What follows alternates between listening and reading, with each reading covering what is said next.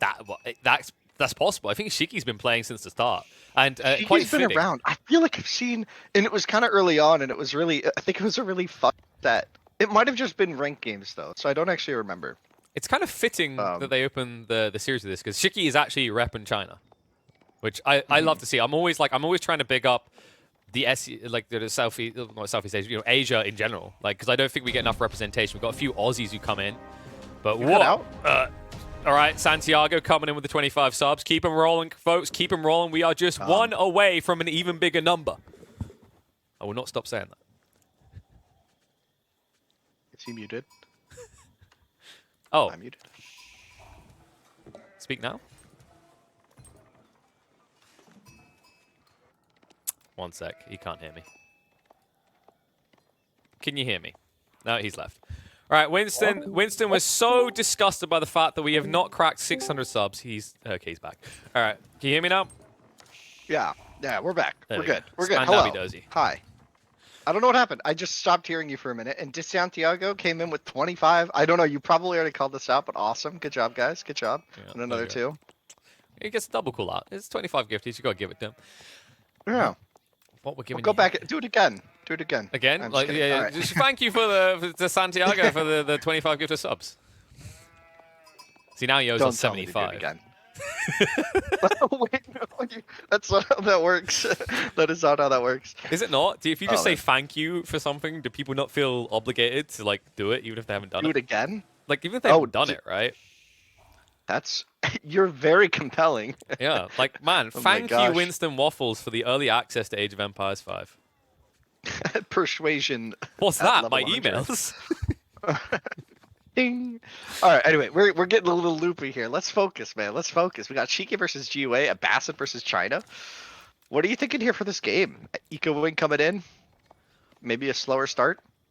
It's kind of standardized, right? But then again, there's always one thing in the back of my mind, right? GiveUAnxietty is a man of refined taste. He has forged himself in the deep iron-smithy pits of AoE 4, and he has come to be known for one thing, although he does many others. Rams. So do not be deceived by this Eco Wing, Winston. Anything ram-like could happen when GiveUA is on your screen. I mean, 1-1-1 ram. Let's go. I swear Excited to see it. I mean, it could happen. If you think about it, it's not a bad build. By going Eco Wing and then getting fresh foodstuffs, right? Getting 25 resources. After 10 villages, you can afford a ram in terms of extra resources elsewhere. Yeah, and you don't need to get siege engineering, so you can just skip out on the blacksmith entirely. Closer to the ram. And the Chinese, what are they going to do? Pull villages? Because they ain't going to build an army, right? I mean, come on. They just want to sit at home and build 1 million villages. Yeah. They're not both going to build 1 million villages, right? I hope not. Well, no, I like this matchup is pretty interesting in late game. There's a lot of implications to how you play it, how you can play it, what your like macro versus military options are in terms of your like just unit roster. Mm-hmm. They're both quite flexible. So it's pretty fun to watch them late game, I think. But again, I'm a late game enjoyer. We've seen the same build basically out of Shiki as we've seen from many other players. So expecting early Barbican maybe on the gold on these land maps, it's pretty strong to just defend your base, lock it down. Or I guess that has to be the play. Then followed up with the TC shortly after, right? I think you've put it forward, right? Yeah, he's putting it forward. So look at the way he's placing it now. The Barbican, because I was looking for the deer stack location, it's got berry patch next to it as well. So he's actually being a bit more aggro, which I respect, especially against the Abbasids, which is a civ that's less likely to be full in your face by 4 minutes in. Yeah, this could be cool. I mean, the forward spot, like, I like this. It protects the deer a bit. I mean, you're going to put your TC there pretty soon anyway. If he does go for a second TC, that's likely where it'll go. But then you leave your gold kind of open, so there's some potential there for some interesting gameplay from GiveUA if he does plan it to be aggressive. But we're seeing a pretty similar game to what we saw from... Oh, who was it? Was it... What you think? Who did we just watch in the last set? The Abbassid play, opening with the stable. Opening with the stable did not work well against HRE. It was your boy, your AE1 boy. It was Vertex versus yeah. We just watched it. We just watched 3-0'd. Yeah. Which it was an interesting 3-0, at least the way it rounded out. Be sure to check that out on the YouTube side later. But looking at this one, Shiki, GUA, like we've bigged up GUA. Shiki has been playing for a while. You mentioned him a little bit. Just checked on the backside. Turns out he was actually one of the players of the 2 Chinese teams that qualify for Team Winter Championship. He was on the team that Flash had together. So, Oh, a that's decent why I player. remember Shiki. Yeah. Yeah. Okay. Yeah, no, really good, really strong player. So interesting that his seed was so low compared to GUA, but could be a bit of a mismatch in terms of some elements. We'll see. Maybe he's Um, a team player more, right? You get some of those that just they always play team ranked instead. that's me. I mostly only play team games on the Yeah, rank ladder. it's good, right? You can I just blame like someone it. Yeah. else. Oh yeah, that's half the game. Just Hey, I one mean, bill on snow. I knew you felt that Interesting. way the moment you said you were a Dota player. But yeah, wow, actually, If you're maybe. not flaming, you ain't playing, man. So your point of like 1 on stone, I think it's because he needs to get enough horsemen out to be a nuisance. But like now that you see the Barbican is up, like do you even really have good options? I mean, he almost killed that Vil there. Gonna feel bad about that, but Yeah, but gunpowder. I don't. Yeah, I don't know what. Like these horsemen have done very, very little. I think. He I'm killed one questioning the villager, I opening. think, before the Barbican went up, and that was literally it. I mean, we saw Hatsi do the same build, and I don't think it got very much done. Remember, he ended up just chasing around later on with the full infantry comp, right? Mhm. Was that the game I'm thinking of? Yeah. Wait, Now you're we thinking see. of the Abbasid? Like there was an Abbasid one on this map, or was it on the other one? Damn it, Rocky I Canyons. honestly don't remember. Where he went the I don't camel remember. archers. That was against HRE. Is that the one you're referring to? Or Yeah, you- but he opened with the stable, remember, and it did nothing. Yeah. That was against HRE. Yeah, I think that Wait, was no, the that was the first spear series. game. We're thinking the other one. We're getting confused. It was from the last series. It's a long Oh day. my gosh. So Yeah, your my point bad. though is like horseman opener, not sufficient. Abbasid. Wait, no, Yeah, my you're point is imagining a different game because the other Abbasid game we saw today was where Dabston got why? crotch stomped at the start of the day. Because he built horsemen to open. He did the same build. No, he went camel archers, right? He opened stable. Okay, yeah, Anyway, he opened not stables. relevant. Let's move on. Yeah, it was a different, like, it was against HR in that situation. Yeah. But I appreciate your point. Like, I like horsemen with Abbasids if your goal isn't to dive. But the moment you Oh, have to dive like this, it's not so he got. I thought he was gonna get a second Vil there. If he had moved on quickly enough, I think he could have killed that other Vil. But really close. No, but yeah, you're right. You're right.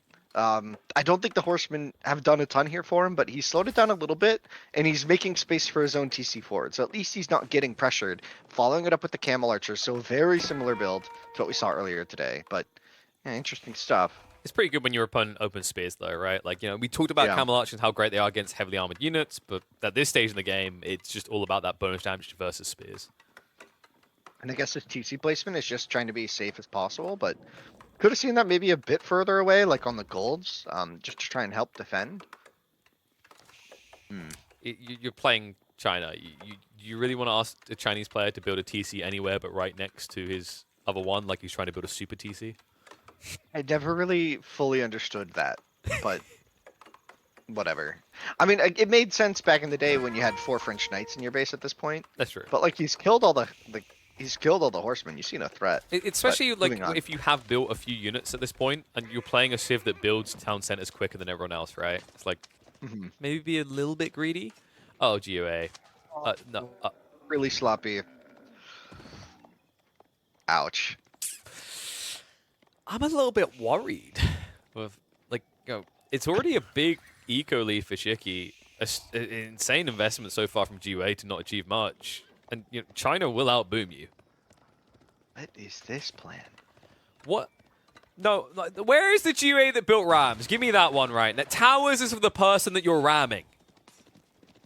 I think it's just kind of crumbling because he has no units. Like he thought he would get more value out of this. He's done a bit, but now he's gonna just lose Vils as a gift to Shiki, which is gonna make it be almost a 10 Vil lead. And with Song Dynasty behind the 2TC play there for China, this is a secured lead and it's going to grow. So I mean, very quickly we're gonna see 70 versus like 50. And that's going to feel very bad for GUA unless he puts that third TC up. He's starting to mine stone for that, it looks like. Oh, he does come in for the snipey snipe. All right, he Very gets fun. one, but then he should die before a second actually goes down. Yeah, he'll get shot one more time. In the Camel horse Archer butt. though. Okay, Oh. this isn't noticed so far by Shiki. I think Shiki got thrown off by the horseman. Yeah. Cute little pressure there from GUA, getting these camel archers to do something. I mean, he kind of needs to make up for it. These camel archers are super expensive, and the first one he just lost for free, so it's really brutal. But now getting pulled back, has to run away, gets shot by the hand cannon slit of the TC. Do you know what can actually make the camel archers a bit easier to return value here? If they don't die to horsemen like this, which they're going to. But typically, what makes this a cool play from GUA is when you play against the Chinese, unlike other civs, they won't have sheep at their TC at this point. They'll have them out in the mill. So you can't find yourself in a situation where you move a little bit in range and all of a sudden 15 arrows being shot at your face. Yeah, it's true, but at the same time, like, Shiki is out of sheep, I think. I think he just ran out, so even that attack point's not even going to be viable anymore. He's just going to be centralizing most of his food under the barbican, and same story there, right? Just going to get shot in the face if you even come close. Yeah, no longer are we going to call him Sheepy. Instead, he's going to have to be called Don't. Diki. Don't. I said don't. Don't say Diki.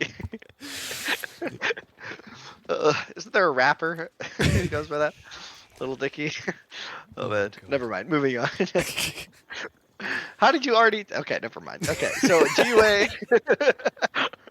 So GUA moving out. He's got the horsemen, the spearmen, and the archers. So looks kind of like a 1-1-1, and we could be seeing the blacksmith upgrades coming in. Looks like he's getting ready for a push. Has the economy upgrades behind this. Has way more military on the field than Shiki, who's not really doing much right now. Just chilling on his way to castle. But okay, here's the painful news. Check the vision for GUA. He doesn't have a scout here, so he doesn't. I don't think he realizes just how many people on the deer while he consistently tries to dive the wood line. Okay, he does now see, but still commits with conviction. Sorry, did you say he doesn't want to dive the barbican, but wants to dive the TCs? Because there's this sweet spot back here in the wood line where he can just sit. That is true. Now he's going to lose these units eventually. Okay, he's got it. He's got it. He's got the spot. He has got it, but I'm noticing Imperial Palace sped build quite far. 21 villages to get this one up. Oh, man. Oh, my gosh. Oh, but that also doesn't defend you. Yeah, no, but it gives you huge amounts of vision. Like, check Imperial Palace. Like, it's insane how much it sees. Insane. Do you know what makes this brilliant as well? Like, one of the first players to kind of really tune into how great Imperial Palace was to be put forward to your base was GUA. Who has he just done this against? That's true. He's done it against one of the originators himself.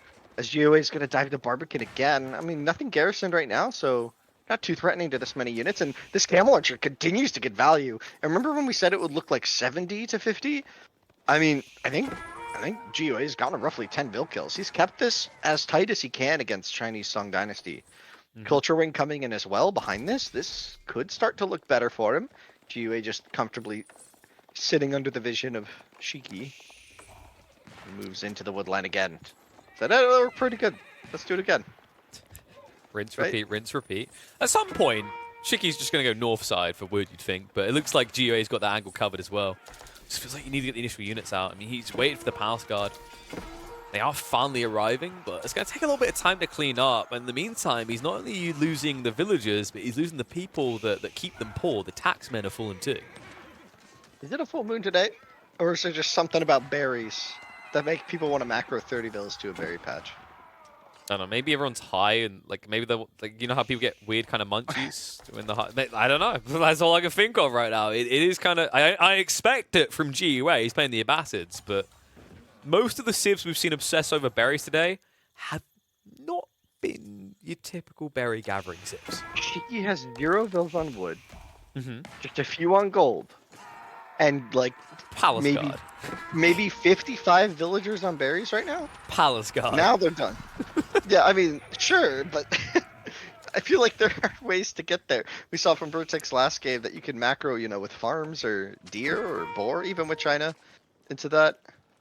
Oh man, Shiki can't hear you over the sound of his mouse button clicking on Palace Guard. That's true. You just hold it down. This is rough. These two camel archers continue to get value, and look at the vil count. It's actually starting to become really close because these annoying camel archers keep finding a way in, and Shiki really hasn't done anything to send them back in until now. They will be scared off by 10 very angry palace guards. So let's like explore the food choice from Shiki a little bit more, right? Like, you're arriving in Castle Age. Your goal is me like Palace Guard, big club. Your worry is that your opponent is going to reach Castle Age soon, and he already has Camel Archers. I think the reason why he just all-in on food is the typical reason you see someone with Castle Age advantage do it. Men-at-Arms or Palace Guard in the situation are very good when you have a Castle Age advantage, but their value disintegrates as the game goes on. And he knew Camel Archers were coming. Sadly for Shiki, I don't think he's hit the mass to do anything in this game. And GUA with a beautiful wraparound, just leading the Palace Guards on a horse chase, as they say. Oh, and one of them gets bad pathing. Will go down, but rough as another raid comes in on the wood line, but that gets mopped up by the Palace Guards. Yeah, this is I don't even know what to think. Like, GUA is just kind of running him around and getting value constantly, keeping the Vil count closer than it really should be. Yeah, and I actually think Shiki's a big risk here. Like, it's the next layer that's coming behind. You can see Lance is being prepped in a situation where Shiki's already shown his economy is not protected. Not amply, anyway, right? Like, you think about how he's been addressing his Camel Archers, occasionally one Horseman, but mainly Palace Guard. That's it. He can't be everywhere at once, and he's not showing any signs of walling himself in either. Yeah, it's also really tough to find a way for the Palace Guards to get value in any sense. Like, in the raiding and in any other, like, angle, right? Defending, they're not doing great. Raiding, they're not doing great. And if he wanted to take a straight-up fight, it also wouldn't do well because he's already got several of these Camel Archers and he's now to Castle Age, so we're going to see Knights and Crossbows coming out soon. So the Palace Guards are going to stop being super effective pretty soon, and we're going to have to see Shiki transition into something else, which his economy hasn't really been able to handle. Look, remember what his food used to look like when he had 50 mils on berries? Well, now look at it. It's gone. It's gone, I tell you. I mean, he's off the races on the north side as well. My concern is he just moved all those villages out there. And these Knights, they're a little bit bloodthirsty. They're fresh off the line. They haven't been able to kill anything yet, but GiveUAnxietty is for sure going to be checking those ecos. You can actually see he ran west to check the berry patch just in case. Won't be long before he turns his attention north. Yeah, those two Knights could come up there really quickly and start to shut stuff down. As GUA has already kind of used a lot of his deer. I think he's on the one on the right still, but he's already grabbed the one in front of his base. Oh, and he's protecting the one on the right. Oh, the monk sneaks in. All right, just completely Not ignored. found. We won't bother you if you don't bother us. Just Wait, passing. why are we scared of an old man? Get him! Get him, boys, get him. Oh, man. And now we have a monk chase. And, ooh, the horseman getting a raid in the back. You can tell Shiki's being pulled on all sides. And I can tell you with confidence, it doesn't feel good to defend raids with infantry. Like, even when they win the fight like this didn't feel good for Shiki. As, look what happens here. The mobility just starts ripping him apart. Oh. He's distracted because he's microing away. He's microing away near the farms because he's getting wrapped around on by the massive spears. So nothing to see here. Oh my god! There is no way. He's at least going to run into the farms that were set up north side, so it's still good. And in the meantime, he wins the main battle. He wipes out practically all the spears, and there's enough crossbows here to deter the Palace Guard, while he now moves in on the gold. Yeah, this is making so much space for the Knights to just do work on the economy in the back here. Even these Camel Archers could start to threaten the farmers on the left. The farmers on the north are concerned. The hunters on the right got away really luckily here. But another big wave of infantry comes out. Shiki's committed to the plan. He saw Vertex's game and was like, that'll work. Although, oh, interestingly, taking notes. Has some crossbows. Ah, yes. Chase me away towards those deer. I really need to discover them. He's gonna get spotted. No, but really, please. For the love of God, just see it. But really, please. Oh man. There's still a lot of farms that aren't working though. By the way, like it's a lot of farms that aren't built. Those are just sitting there. What's funny is like you built this Imperial Palace, so you know what's happening. You can just see the stream of units, and you're still just helpless. When you have the information and you still fail to defend your Vil's lives, that's when games just feel so demoralizing, and GUA is just streaming them across broad daylight, just right through the vision, and Shiki's just under a lot of pressure. What happened to the Knights on the north? It looks like they got chased away fully, so the Deervilles were A-okay. All right, Shiki's like, well, there's only one way to go from here. I need castles, I need them fast. Oh boy. I'm just watching that line of troops rushing across, the blue from the south side. Like, you know, To put it in perspective, like what you're saying, he has all this info, but he doesn't know really what to do about it. It's like if I turned up to a chess table versus a grandmaster and I had a book full of moves, I'd still lose. I have no clue what I'm meant to do with all this info. Hans Neiman disagrees. No, I'm just kidding. So anyways, the GUA's actually done a really good job, I think, here of mixing up his army into multiple different angles, right? Like, I meant like different comp. His comp is super dynamic, so there isn't really any one thing Shiki can do to solve this problem. And as long as they keep threatening Bills, it's going to be really tricky. Now the Spearmen are starting to run down the crossbowmen, but at any point, I think GUA could just turn and take a fight. It's just to get his spears here.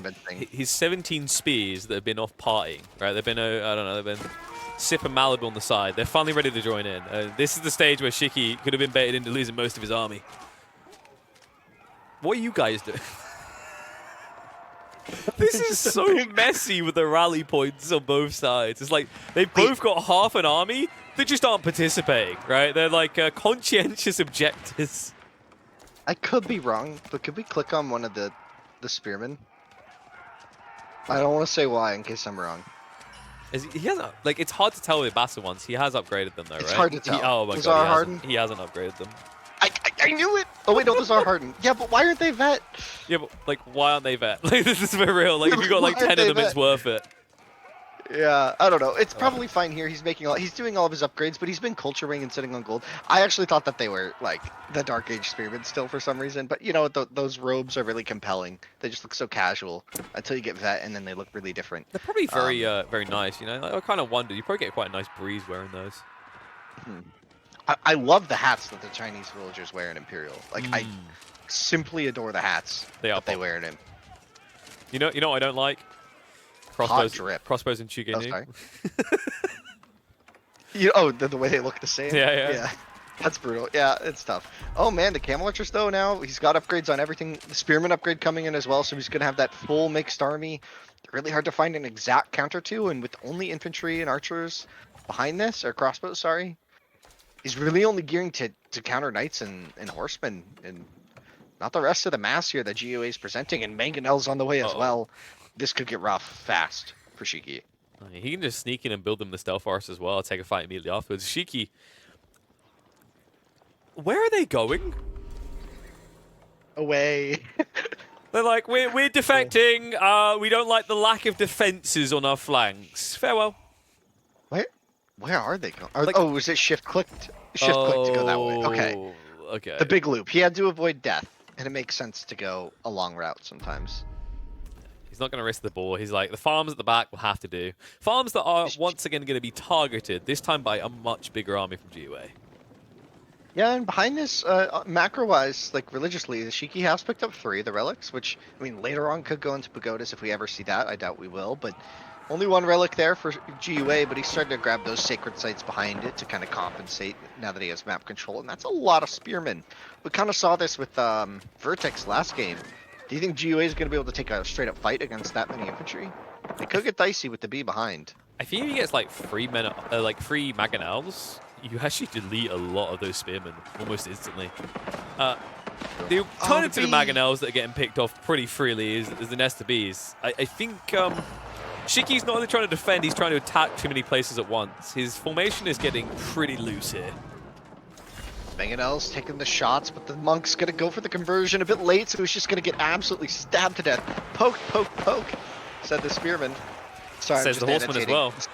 The horseman going in for the pokes, and oh man. Okay, the spearman takes a long fight. The spearman just stand here, the Manganel smashes. Yeah, but GUA doesn't have enough of a front line. Oh man, I think GUA's losing this, like, substantially. He is.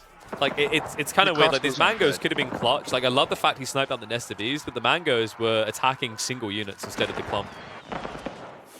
Yeah, it's just tough when there's so much going on, right? He's trying to macro up. He's grabbing the relic, going for the conversion. Grab 2 of the sacred sites in the meantime. GUA's up to 108 vills, still down 30 to Shiki, though. Or, sorry, 25. Depends on how you round. And Shiki's at a comfortable pop.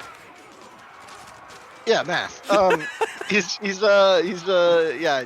Look, so it's absolutely fine. You're on the design team, not the programming team. There's no expectation of maths here. Exactly, exactly. Yeah, Shiki here has a really good setup, I think. Good With this lord. many infantry. He's just popped. Like, he's just spamming. GiveUA won a good fight there, though. I think he's getting premium units behind this, right? He's mixing the Lancers, he's getting his hands on the Camel Archers as well. Like, if he does reach pop cap, he should be able to plow through. Especially if someone forgets about a certain little bee. Yeah. Oh, boy. I don't know. This is looking tough to call in terms of, like, whose army is better. It's weird, right? Because, like, I think GiveUA is doing a better job of, like, finessing the fights, but Shiki's set up a better economy. Right? Yeah, Shiki's just taking the fights at full pop. Yeah, he's just selecting, A-clicking. Like, that's kind of where he's at. Like, he's that strong. I think he wants to go Imperial. Like, if Shiki does manage to keep this up while hitting Imperial, GiveUA is pretty dead, right? Like, he hasn't actually walled himself in fully. He's fully exposed. He's still playing pocket ecos. There's a real danger that this game could just kind of, like, no-brain into an imp Chinese age and an unlimited bush. Yeah, I mean, the farm eco, as much harassment as GiveUA put on that, he's really not managed to keep his macro, like, caught up. Like, he's still down that 20-something vills, however you round it. Got 11 idols. Like, it's just a lot. It's a lot for him to deal with. And economically, he's done all the upgrades, but he just doesn't have the vill count he needs at this point. We'll see. I think he'll be able to squeeze out the imp pretty soon. But we don't have the pup version of the culture one, right? So you don't get that cheap rib. No, no, cancel, run! Oh, it's too late to cancel now. He did too much damage to it. You just lose half the stone anyway. I mean, that's not too late, but... I mean, like, just take whatever you can get, right? Like, you right now are being a person that invested in, like, I don't know, Bitcoin at its highest and then watched it plummet. You're like, what is... No point. No point. Might as well just, like, you know... Even try. Just let it go to zero. I've had it. Like, you invested in, I don't like Dogecoin. You're like, just let it go to zero. I'm done. Well, what's interesting is how hard GiveUA is trying to force getting this 8k on the left when there's an 8k on the right that he has full control of. He could have just gone there with the vills. I guess he was thinking long-term, trying to deny, you know, what did you say, golem it up on the left side here? You want to be a little Smeagol, yeah. Schmeagol, yeah, sorry, wrong. Wait, no, not wrong. Same thing. Yeah, the... Schmeagol interesting, sounds interesting, cooler, though. But yeah, I mean, that GiveUA, no, I'm just kidding. Yeah, no, on the right there, though, he still has the 8k that he could always retreat to. So I think GiveUA's in an okay spot now. He's got his vill count pretty even now. Militarily, they're both at the same level. Like, this should all be about the first imp. And Shiki's there. The upgrades coming in. Elite Palace Guard already, I think. Jeez. Elite Army Tactics on the way.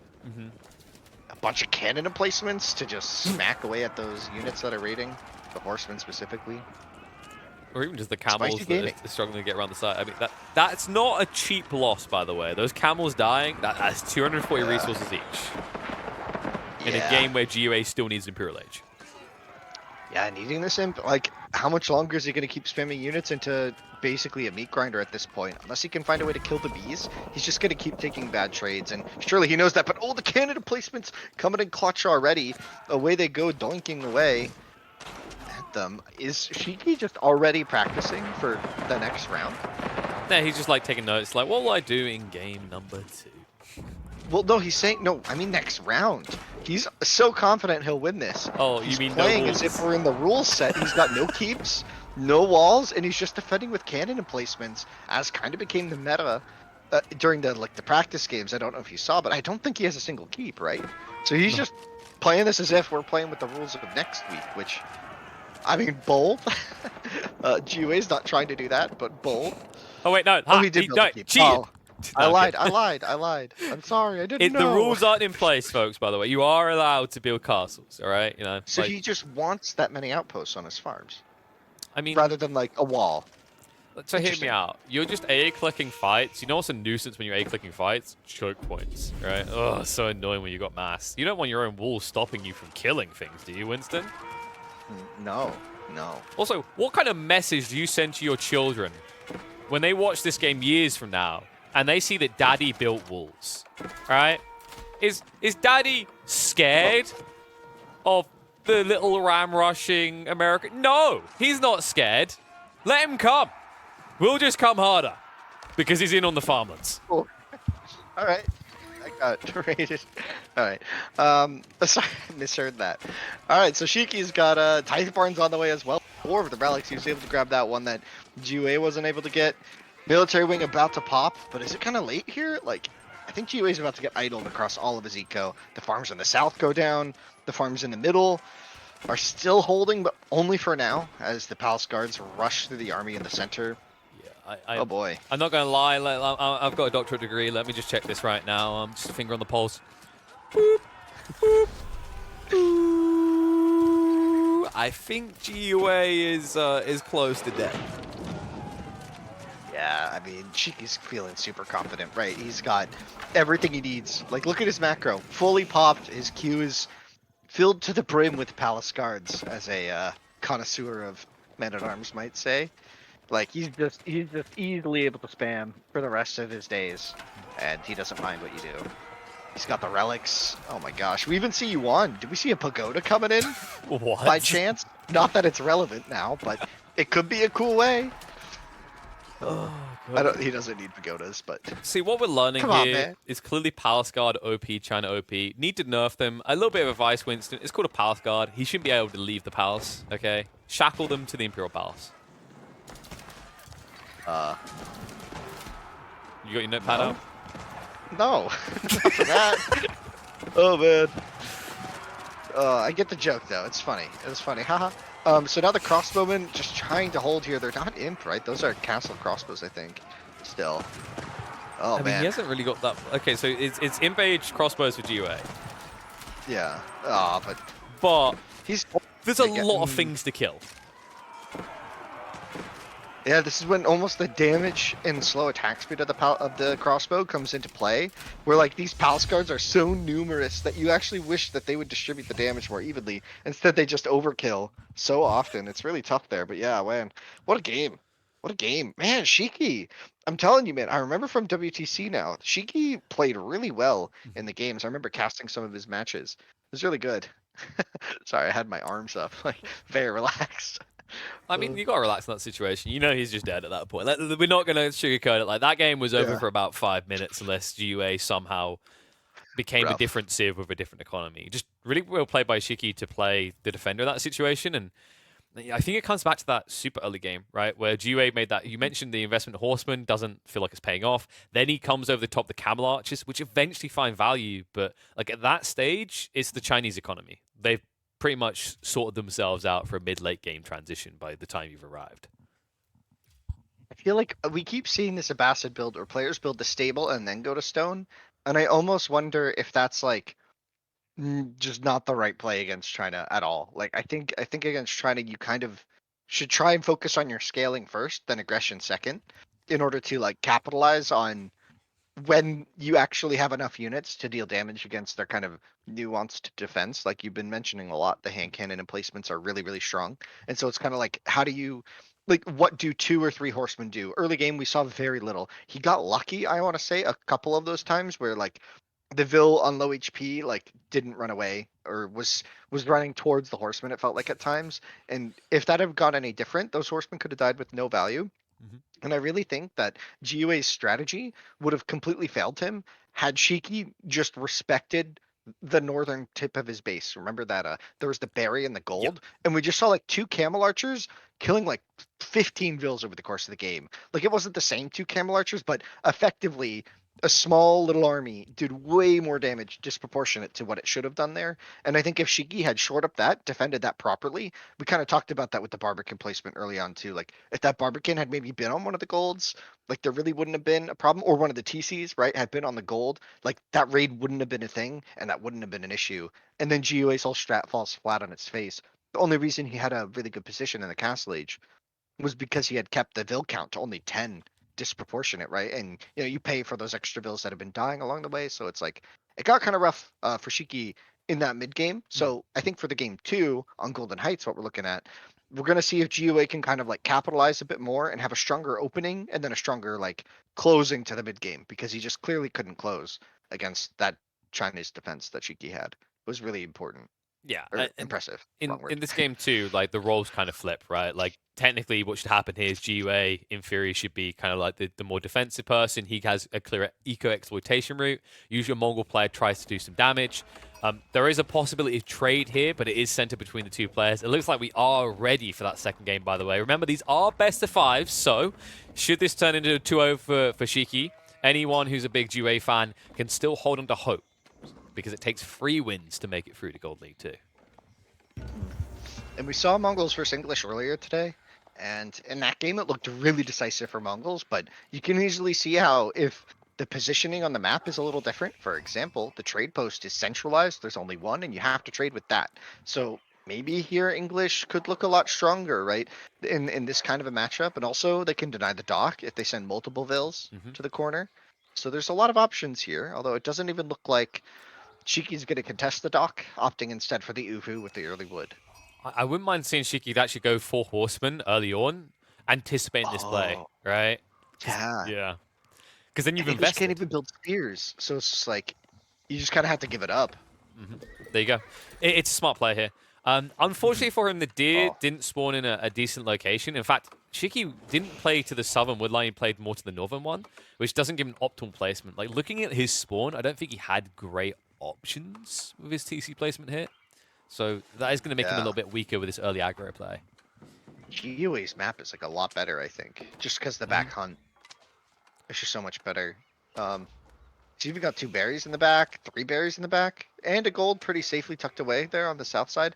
But yeah, I mean, we'll see. The barracks coming up already. Nice choice. Is he anticipating or did he scout it? Okay. But we saw this already. Like man-at-arms do really bad against the horsemen Yeah. early. You get 2 for the price of 1. These aren't going to defend. And does this Vil even live? It's been getting shot nonstop. It's going to be tight, right? He'll get the barrack, but he's gonna die for it. To a Khan, to a Was it Dark worth Age it? Khan. Was it worth it? Yes, because I died. No, that's just so sad. I think he'll get it. He'll get it. He's fine. He's fine. He even fires back. It's like middle finger as I'm going down. Maneuver arrow line to get Oh, close man. enough. So we'll finish him Oh off. no. Now, here's a thought for you folks right now. You're like, well, Shiki goes horseman. I'm just going to build spearmen out of my new shiny racks. You ever see Yeah. that scene in a movie where someone thinks they're going to shoot you and then like click, click, click, click? But that's how you feel when you try to click on spearmen as the English in Dark Age. No bueno. I mean, he's gonna be forced to make man-at-arms to defend this. This looks like his plan. It almost feels to me like GUA, he just scouted the north there. It almost feels like he just assumed there would be a dock from Shiki. Like his scout just did a loop there. Look, and the man-at-arms is still going there. He's just gonna deny any dock ability, but Shiki doesn't care. He's just gonna have horsemen on the map. Yeah, but this is so smart from Shiki. Shiki actually isn't prioritizing burning the dock. Instead, he realizes this map tends to spawn the wood a little bit loose. So actually, you can just prevent the fishing from scaling too much if you just kind of like rotate around the base. Okay, screw that. But He's it's had gonna be enough of it. tricky. Yeah, he's backing away It's now. tricky. I think he scouted that map potentially and realized that it's not really going to be likely that you get in there. You'd have to go all the way around the north side, like the rotation around that cliff. It's just perfect. I think the TC is like perfectly placed to That's kind of true. like block most of the rotation. And But it's an I mean, English you're totally TC. right. He was looking for that. He was looking for that. Yeah, and also like something to keep in mind. I think like what makes that play much harder to do nowadays is ever since straggler trees got added to pretty much every map, right? Like there's enough to get at least a few fishing boats. So probably better just to actually stockpile at least 4 horsemen, come over here and just burn that docks. Yeah. As the horsemen take a fight against this man-at-arm. We've He been hit swings, they swing. He swings, they stab. He swings, they stab again. Yeah, I get the feeling that our ancestors were Swing. really crap at fighting. When it took this long, I mean, I don't know. Could you fight someone on a horse? I'd probably just fall over immediately if I think about it, like, realistically. Like this is why I say those guys are using plastic swords, right? Like how you swinging a sword that much and not dying or killing someone, like, bruh. Dude, that wolf almost killed a horseman. Sorry, that could have been hype, but the man-at-arm gonna get there in time.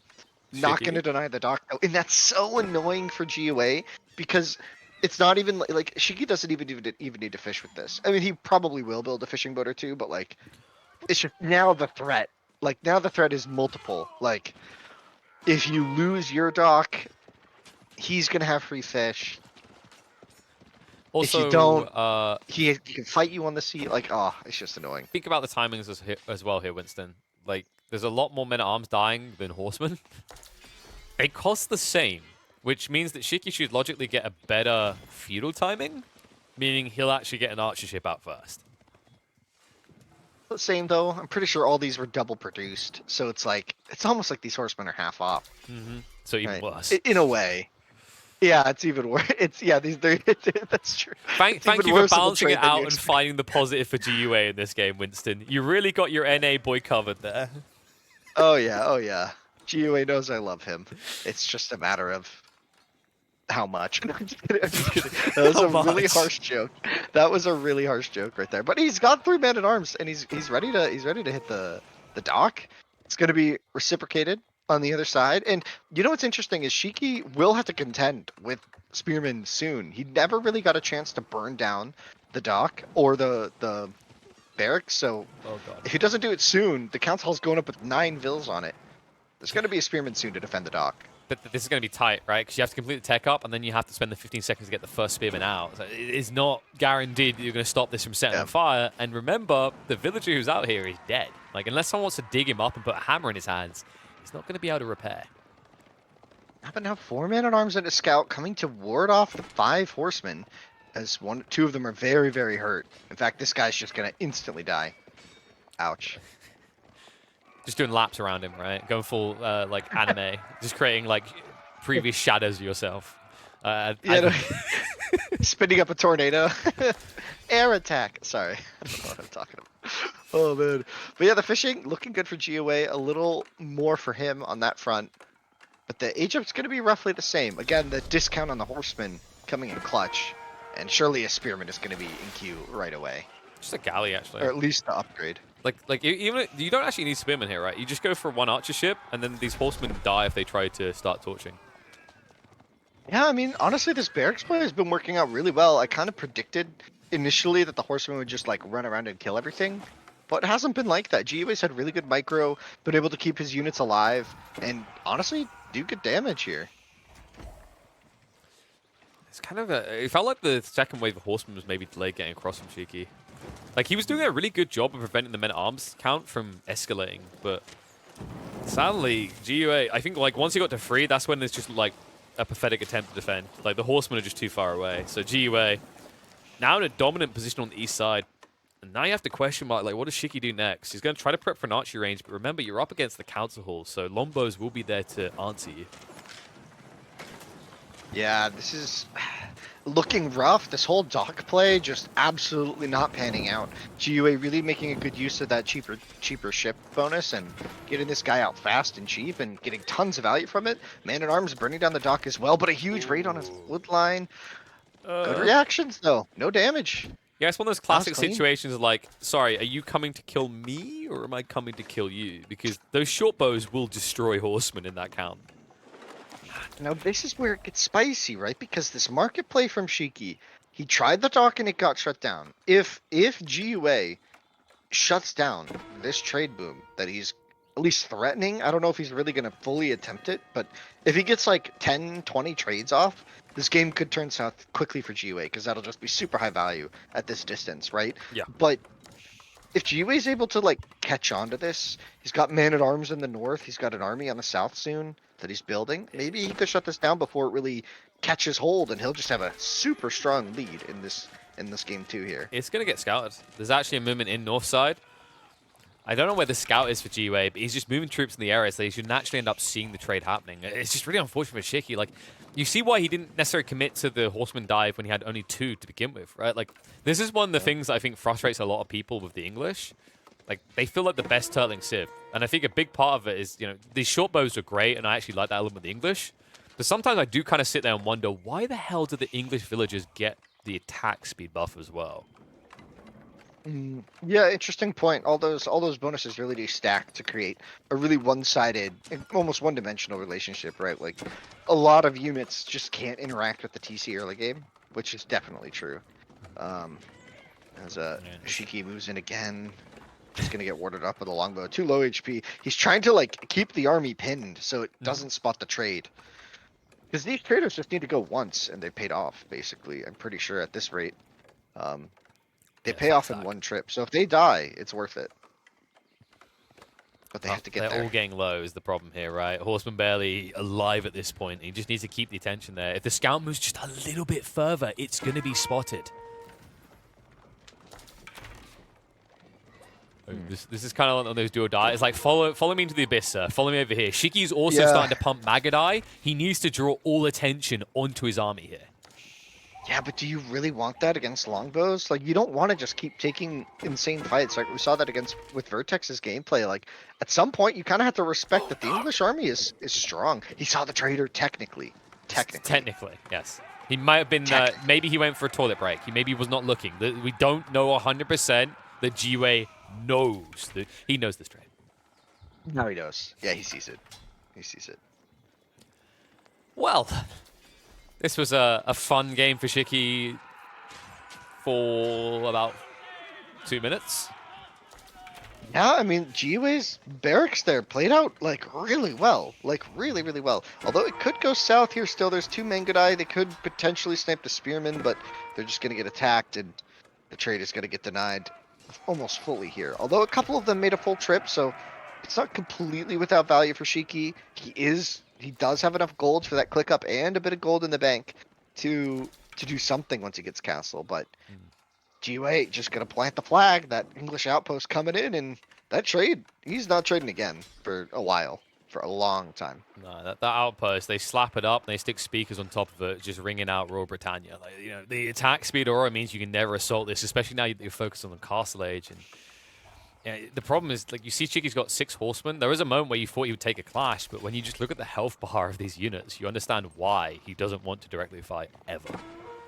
Yeah, that's one of those things that I've kind of learned about horsemen the more I played the game, is like, if you want to get the most value out of them, sometimes you have to get no value out of them. And that sounds counterintuitive and stupid, but it's just this take I have. It's a bit of a hot take.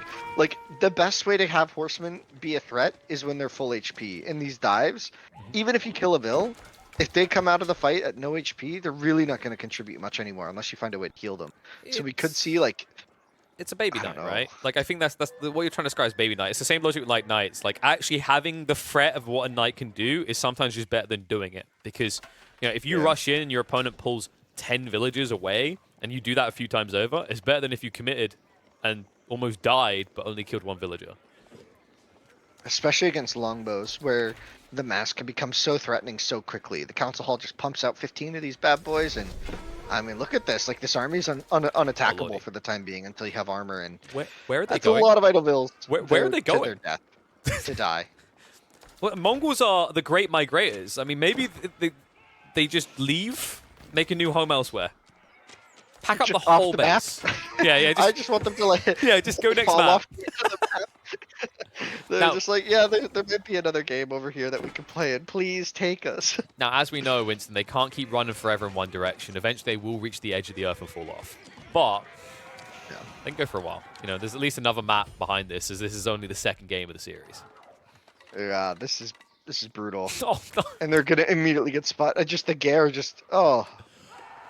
Oh, nice. That's 100 wood. That's pointless. No, it can pack up and run too. Run the doll.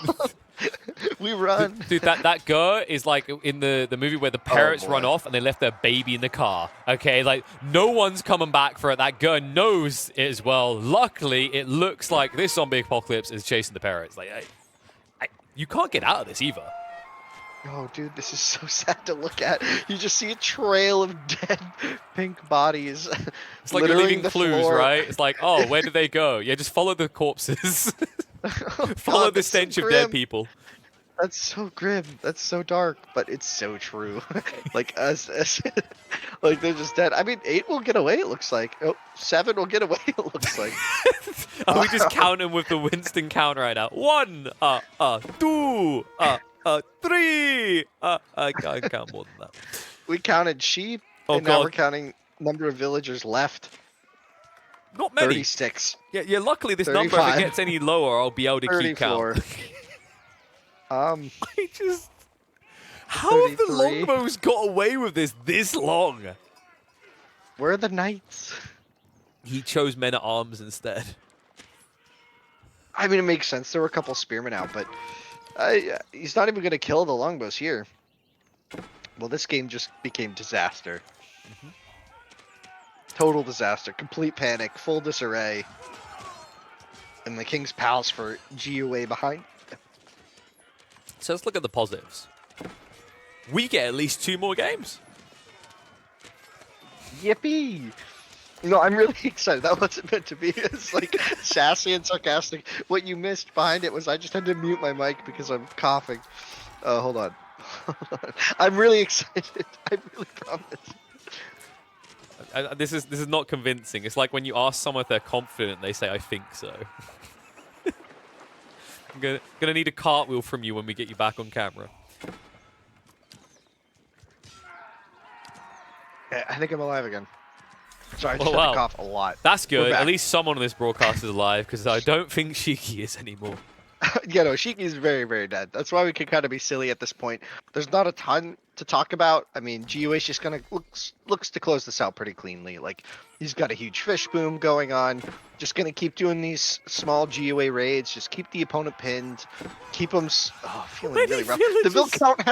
The Vil count has gone down since I said it like 2 minutes ago. He's at 34 at like 13 minutes.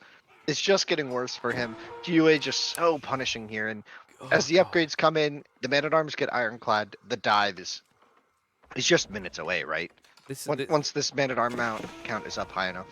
I mean, watching his economy is like watching Tesla stock. It's certainly down. Yikes. Yeah. I think that's an appropriate comparison as well. Like I don't think he could have lost many more villagers unless he hit the delete key at this stage. He's almost lost more villagers than he actually has in this game. Yeah, it's rough. I mean, Shiki, I think he'll be okay. No. you just take a moment, don't rush to I was give me just an trying answer. to find the positives. I was like, I think he'll be okay if he does. And then I was trying to think about what his win can, what his steps to recovery are, right? Like, what are his 5 AA steps? And I don't know if there are any. Just making more men-at-arms and hoping. But you're even Mongols. Like, at some point, your economy becomes rather fragile, especially when you don't actually have trade to kind of make it more robust. So things can get kind of jankier quickly if all the sheep bills start getting idled. I don't think it gets more janky than this. GiveUA confidently just moving out into the deer stacks as well, and I mean, Shiki, like, let's play devil's advocate. Let's find the way back. Let's dive deep into the hole. What you got for me? Oh, he wins? Yeah.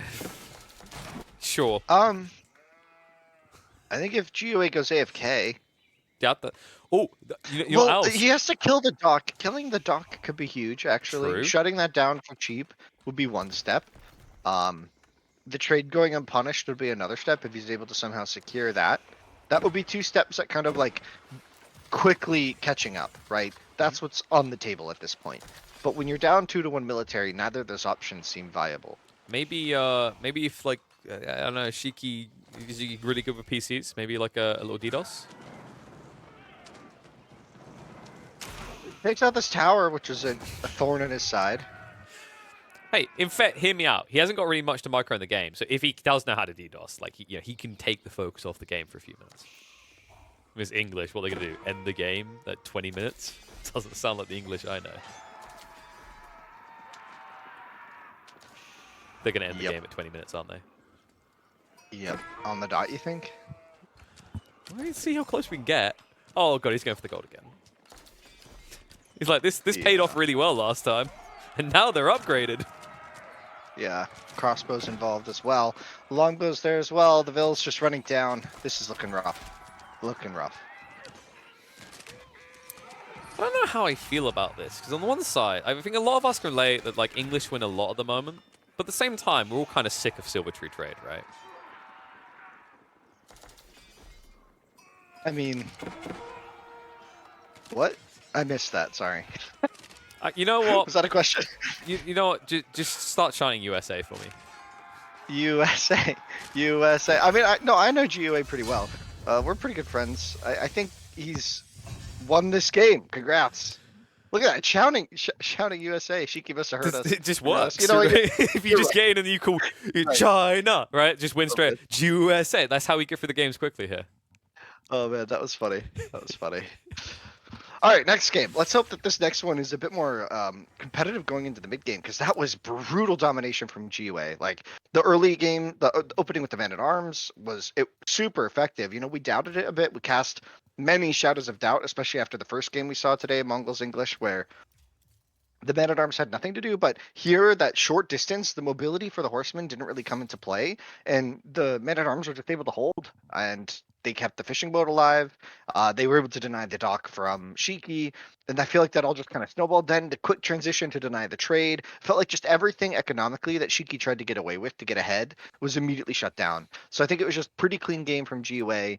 And kind of unfortunate timing for Shiki in a lot of those situations. Maybe like because you could easily see like if he had had like better engagements with the horsemen against the man at arms, how quickly that could have become just like very one sided, right? Like imagine he wins the dock and his trade goes unpunished, the game would have been completely inverted, flipped on its head.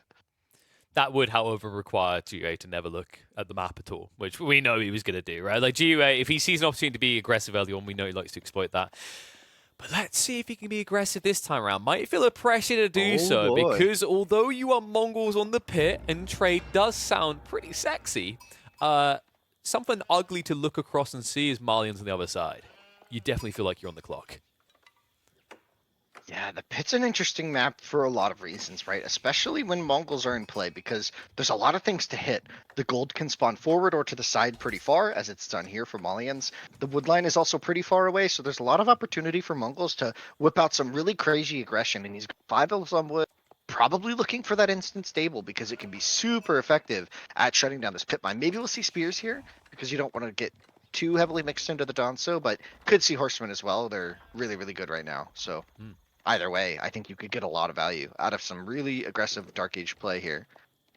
Curious to see if he even wants to go for it, because we've seen actually Malian players have got very good at offsetting that aggression. Typically, they just gather the resources at an extreme pace, and then they immediately drop the landmark on the gold vein, right? They just protect it with the buffed up outpost.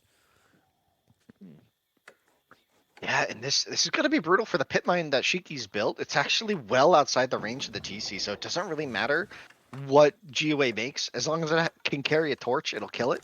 And I think that could quickly come into play here. Barracks going down, double production spearmen on the way. And what's Shiki's response going to be? I mean, Danso do quite well at warding off attacks on the pit mines, but not against double production. You have to get them out early. You've already invested wood into the pit mine and the houses, so it's just... It can be tricky here in this position. He has got the required gold, though, so if he just rushes on the food... Most players in this situation, they'll just drop the Saharan trade network right next to the TC side on the pit mine. And at that stage, like, the early aggression is impossible, right? Then you're just a Mongol player that's invested in spears that have to look for value elsewhere. One area you can get that value is the back line in the pit, right? Usually that wood line is too far away for your TC to protect. Yeah, and that's one of the beauties of Mongols on this map as well, is not only their offensive prowess on maps like this, where that early double production can really give them a lead and advantage towards hitting the backwood line, but also your own TC can just be on the back line here, like GUA's demonstrated, and everything's really safe. He's got a really nice map, actually. The gold is going to be relatively easy to protect, even with just one outpost, and it's like raids on this wood line aren't going to come in until late feudal at best. Mid-castle at like latest, right, is when you could realistically... not latest, but like realistically, that's when you could dive a TC and not get too punished for it.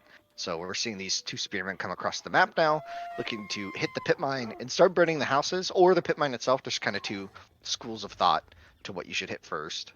Typically, the house is better, think? right? Because it's like, if you check the health pools, I think is it a quarter of the pit mine, I want to say? Or yeah, like so it's always a tricky question, I think. I think it's like 500, 400, or 400 to be 500. There you go, yeah. So yeah. Over 3 times tankier, right? And like the problem is you want the value that you get from houses, because not only does it force someone to idle villagers build new houses, and I think pit mines and houses have the same build time or close to at least. The other important detail is that you get paid for every one of those houses that gets torched. Yeah. that's I guess for Mongols, I guess that's tried and true then. Yeah, you're right. Yeah, you're rolling in the money, baby. I don't play I don't play enough Mongols, man. You know what? That's a good thing for you. That kind of saves your soul. You say that? I think I played like 4 Mongol games like 2 days ago. Oh man. I mean, in fairness, you said you like the late game. You know, the Mongol players, Oh their gosh. ears prick up when they hear that. They prefer early. Yeah. So Silver Tree coming down trade on this map can be really threatening because it's always tucked away into the back corner. So Mongols a really safe pick for that reason as well. Malians though do have some options towards punishing that in the mid game. Donso on the field going to be throwing those spears, warding off the spearmen of GUA, keeping the Garrison? pit mine safe. That's been done. Oh, Garrison? No, No, no. doesn't quite. If he had like, yeah, he had enough villages there as well. That would have been a kill in the Khan straight away. Oh, so what do you Wow. think of this? Building the network on top of the pit mine. To me, it's a tilting move because you've given up potential gold income long term. Has he though? Because like the AOE for it connecting on the trade is quite wide, right? So it should hit that wood line, right? I'm talking about the trade. I'm talking about the pit mine. You can't Oh, surround it with houses. that's true. I always get want your it to tilt, be yeah, yeah. like next to that. That to me, small note, not important, but just a little idea, right? Just a little me thing. Getting the mill up for the cows and maybe some wheelbarrow action going on. I think you're right though, because like the issue here is he's already taken the risk. Like he's not building this in a defensive location. He's decided to walk out and drop the outpost on the point furthest away from his TC. So why not just go like 1 tile more? Yeah. And so here we're going to see GUA doing the double trade boom. Makes a lot of sense. It's super strong right now. If you don't punish this, just a couple trips and Mongols can afford Castle Age if they macro correctly. So this could become a problem quickly if Shiki doesn't have some sort of plan to boom himself or to hit hard. Just send in the Donzos. Sure. And we'll see how they can do. There's some spearmen already upgraded to harden to defend. Yeah, but by the time you get in position, you can upgrade your own, right? Like, he's... Yeah. It kind of feels bad when you build defensive units like this. And I know, I've used the word defensive there, but like, in any situation where you're forced to build units, and the only thing they do is sit there, right? You don't even try to use them aggressively. Yeah, I would have really liked to see him moving out on the map with them as well. I think that would have made a lot of sense, but just chilling at home for now. Because I think it becomes like it's kind of a theory crafting thing, right?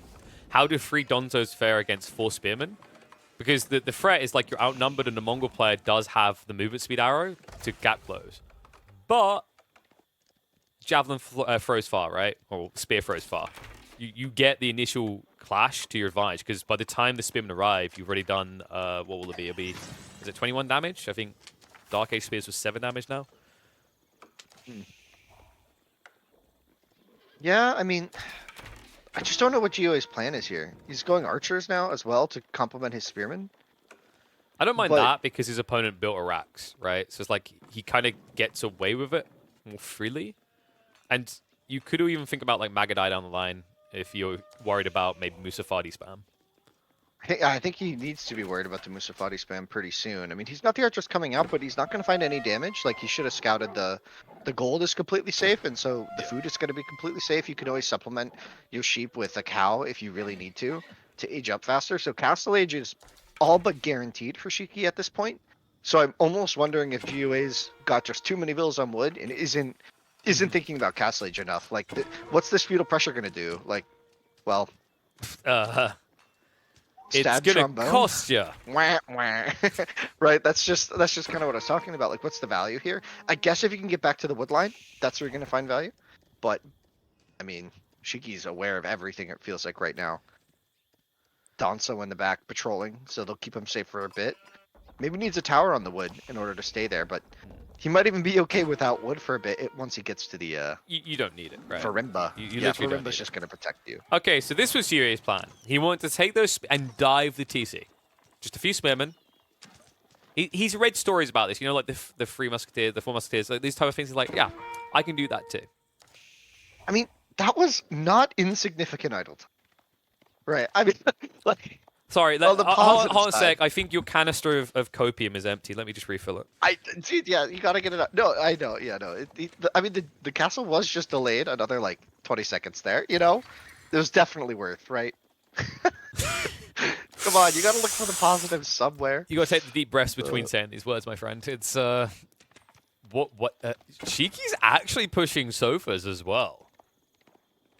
Yeah, that's gonna be spicy. I guess maybe he's really worried about the archers cutting off his wood access, and maybe he wants to pressure the trade because That's maybe what I'm thinking. Musafari Yeah. won't do it alone. But Well, yeah, get them across the map, hit the trade. because you can't He's contest cut the off the aggro wood. force, right? There are spearmen there. Like your sofas will just lose. But the traders, that sounds pretty okay. Yeah, already stabbing away, but there's spearmen there already. So I don't think you're really gonna find a ton of value when GUA has 8 spearmen, 3 in queue. I mean, sure, a couple of them are forward here to burn down the buildings, but there's more than enough to defend the trade. He might lose a trader or two, but I think he's still getting away with it. I think it's the fact that once you have like 2 sofas, maybe even 3, you can just wiggle in between, right? Like there's Yeah. not enough spearmen to guard all the locations at once, so you eventually kill them off, even if you don't get them straight away. And once the Musafati join, the spearmen will be mostly handled. Not in a great way, but it'll work.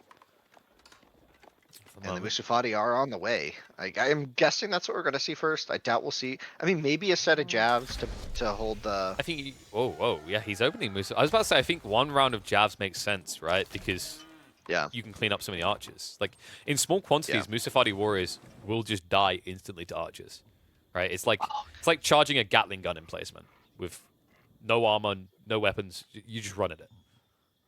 Works for GUA zombies. just but- barely. Works for zombies. What are you on about?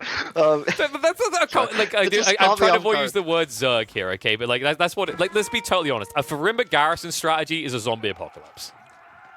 That's true. I mean, have you seen the look on some of those warriors? They're pretty scary. Yeah. Wait But you know until you what's see them interesting? running. Like they actually genuinely look like they don't give a crap if they live or die. That's true. I never mind. I was about to ask you a question about The Last of Us, and I'm gonna move on. Did you notice that GUA didn't quite spot the pit mine on the north, and that's a huge amount of greed that's working out for Shiki. That's a lot of gold income that GUA's he's got like I think the 3 spearmen just chilling right there at the gold mine just south of it, trying to deny it, but he's not there. That greed's gonna pay off if GUA doesn't notice it fast. He's got an army though. Wait, There's the just Khan is superhero, okay. moving here. Just keep on shuffling. No, he stopped. Oh god.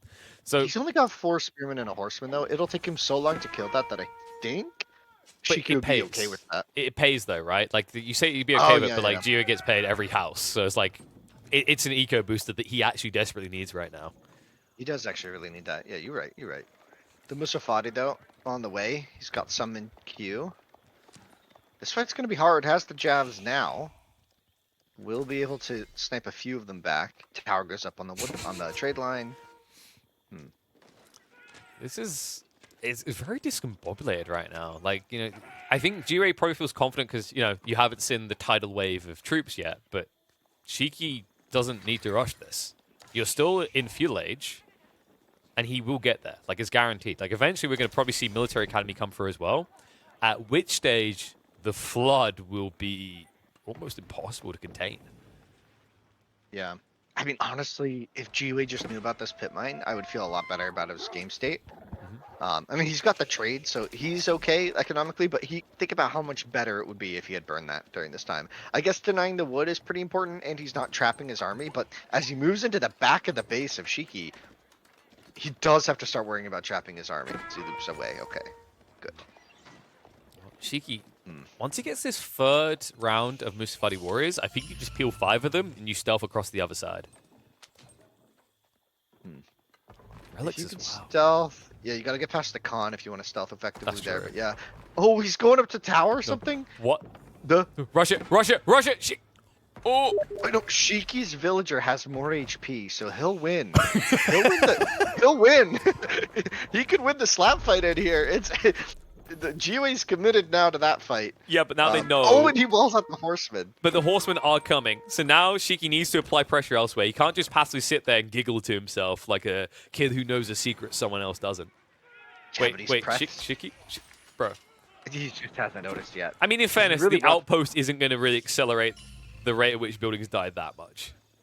But it's gonna make it really hard to defend if you ever want to reinforce that position. Oh, he's sending the bill. Oh, nothing to do. Nothing to do. This is that. Guy's Where dead. is like what is his? I was like, yeah, just jump I think from the he just cliff. clicked It's him away. pointless. Just full on Lord of the Rings. This set him on fire and throw him over. Had a lot of grim jokes about that. Oh man, as the Musafati make their way down, Got the castle upgrade coming in. The archers gonna be on the retreat for now. As GiveUA is still looking for some arrow slits, trying to defend against this. He's pretty far away from castle age still. The pit mine in the middle, ambitious. And the villagers aren't reacting right. Shiki? Oh my god. No! I think that was a pretty bad mistake. He's gonna feel that for a while. He's lucky he didn't lose more. Burned. Like, he's actually lucky he didn't lose a lot more, because this many archers, I actually think GiveUA could have like split them in two. Yeah, and trapped as well. Trapped them. I think he could have gone around with the spearman. He got a little like trigger happy there, seeing all the kills come in, but now Shiki gonna back up. I mean, he's got stuff to burn in the middle. There's just a big army looming around his base, and not really enough Musafari to dive the town center of Mongols directly yet. But as that mass grows, we could be seeing some sneak play come in soon, because there's no Khan, there's no scout. I don't see a tower in the base of Mongols. I'm sorry, I'm just watching one sofa tank like 25 archers. This boy's got armor for days. Yeah. Wait, he oh, big he's flank. Gonna take the fight. Yeah, he's going for it. Musafari need to get in fast here. Attack speed arrow is going to come out, so GiveUA does have a starting booster here, but the problem is he has nowhere to run, and the backstab comes in from the sofas. He's going to get cleaned up. Oh my gosh, yeah, the Castle Age Musafari just spreading through the front line. It's already completely disintegrated. Reinforcements from the base of Shiki going to come and clean up the archers as well. There's just a couple outposts left. The Khan goes down, and oh my god, GiveUA's position just vanished and fast. And now he's going to have to worry about keeping his trade safe. He's going to find other ways to pressure. He needs to think about how he's going to get the Castle Age, because he still hasn't committed to Castle Age. He's looking to click up now, but it's worse. Now he's got no army to upgrade. Not just that, he has no army to protect what he's doing. Look at what he's doing to the north of his base. He's out on the deer and the berries. Now, if there's a wraparound here, he's going to all of a sudden end up losing double the villages that Shiki did just a moment ago. So look at the miners mining in unison. My gosh, the efficiency there. That was beautiful. Did you see that? They all lifted and dropped their hammer at once. You normally don't get that, but because they built the pit mine on top, they were all like... Oh no, they've ruined it now. Get out of here. They did a drop up. Oh, it was close. It was close. It's like a Mexican wave of miners. Oh, what? I was gonna say they're in like a Disney musical, but okay. No, they're slightly staggered, right? It's just like ooh. Oh yeah. Okay. All right. Wait. Oh, Shiki's going the wrong place. Shutting down the trade is shutting down the trade, I guess. But yeah, he's missing out on the hunt. Yeah. I think the food is the bigger deal here right now. Oh, don't worry though. Shiki probably feels quite confident if he knows what landmark is being chosen by GiveUA right now. Curltai coming down 11 vills, hot building that. What a great building to have now that you've lost all your trade. And the Khan. No Khan. The Khan's dead, guys. Quick, for another stealth. like 2 minutes. Oh yeah. Well, I mean, you just can't give him the damage buff, which is a huge, like, good part of that. I mean, I think it'll be up really soon. Actually, it died in that big fight in the middle, so it should be back soon. Like the damage buff isn't like the awkward part about the Curltai pre-patch as well is because it doesn't affect bonus damage. It feels like you're really contained on your comp, and the problem with that is then what unit you're going to build? Well, something that doesn't have bonus damage that has high damage like a knight, which you can't build against Musafari Warrior spam. Yeah, I mean, it's interesting, though. Some of the Curltai's bonus, like, even though it doesn't apply to bonus damage, like, for example, on archers, you still hit thresholds against armored units. So it's like, even though it's only 25% more flat damage, you might go from 1 to 2 damage against a knight, for example, right? Yeah. And that's double your damage. So it's like, there's a lot of, like, hidden value in the Curltai, and we'll see with the new version of it after the pup releases next week on the tournament. We'll see how that goes.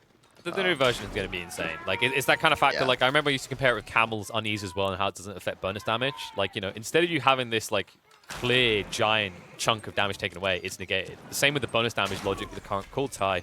Is, you know, if you're an archer and you have that bonus damage that's going to come through against spears, you're not actually getting that 25% increase. You're getting 12.5. Yeah. It's the marimba. Marimba? I just said marimba. The marimba? Makes, well, because you make Musafari, so it's like I got confused. The marimba. So is it a Jarimba, a marimba, or a darimba? Right. That's the push choice. It's insane is what it is. It's in full effect right now. 40 Musafari on the field, kind of across the map, and they're taking excellent trades here, even into the archers, which are a hard counter. Uh-oh, the backstab again, though. Curltai comes in.